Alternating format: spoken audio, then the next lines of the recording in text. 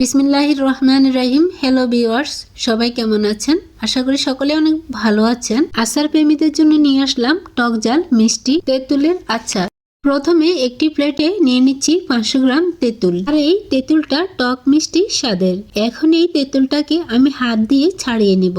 তেঁতুলটাকে ছাড়িয়ে নেওয়ার পরে এখানে দিয়ে দেব আধা কাপ পানি। কিছুক্ষণ বেজিয়ে নিয়ে তারপরে এটাকে আবারও ভালোভাবে মথে নিব।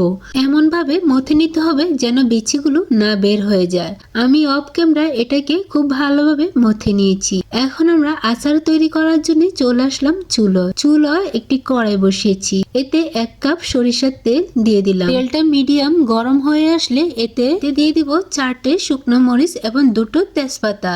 তারই সাথে দিয়ে দিচ্ছি 1 চা চামচ পাঁচফোড়ন আর দিয়ে দিচ্ছি 3 টুকরো দারচিনি। এটা আপনারা চাইলে স্কিপ করতে পারেন, তবে এটা দিলে ফ্লেভারটা অনেক সুন্দর আসে। এখন আমরা এই উপকরণগুলোকে তেলের সাথে কিছুক্ষণ ভেজে নিব, যেন এর থেকে খুব সুন্দর একটি ফ্লেভার তেলের সাথে মিশে যায়। কিছুক্ষণ উপকরণগুলো ভেজে নেওয়ার পরে এখন এতে দিয়ে দিচ্ছি 1/2 কাপ রসুনের কোয়া। এখানে আমি বড় রসুনের কোয়াগুলো ছোট টুকরো করে নিয়েছি। রসুনের কোয়াগুলোকে গোটাও দিতে পারেন। এখন এই রসুনের কোয়াগুলোকে তেলের সাথে আবারও কিছুক্ষণ ভেজে নিব।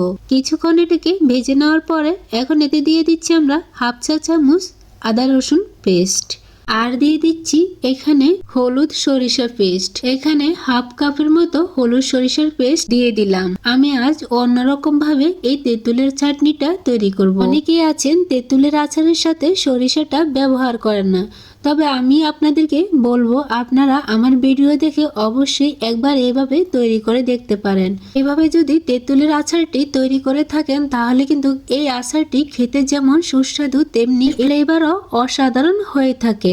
মশলাগুলো খুব ভালোভাবে কষিয়ে নেওয়ার পরে এতে দিয়ে দিলাম ভিজিয়ে রাখা তেঁতুল। এখন এই মশলার সাথে তেঁতুল ভালোভাবে নেড়েছেড়ে মিশিয়ে নিচ্ছি। এটাকে খুব ভালোভাবে মিশিয়ে নেওয়ার পরে এখন এতে দিয়ে দিলাম 1 চা চামচ মরিচ গুঁড়ো।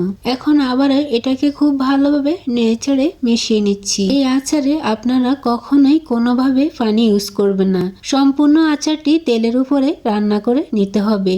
এই পর্যায়ে এতে দিয়ে দিলাম 4 টেবিল চামচ চিনি। চিনিটা আপনাদের ইচ্ছে মতো ব্যবহার করবেন। আপনারা আচারে কতটুক টক এবং কতটুক মিষ্টি রাখবেন। যেহেতু এই তেঁতুলের আচারটি একটু টক টক রাখবো, তাই চিনির পরিমাণটা কমে ব্যবহার করেছি। এই আচারটি নাড়াচাড়া করতে করতে আমাদের প্রায় রান্নার শেষ পর্যায়ে। এখন এতে দিয়ে দিচ্ছি 1 টেবিল চামচ পাঁচফোড়ন গুঁড়ো, 1/2 টেবিল চামচ ভাজা জিরা গুঁড়ো। এখন আবারও এটাকে নেড়েচেড়ে মিক্স করে নিচ্ছি। এই পর্যায়ে আমাদের আচার খুব ভালোভাবে রান্না হয়ে গেছে।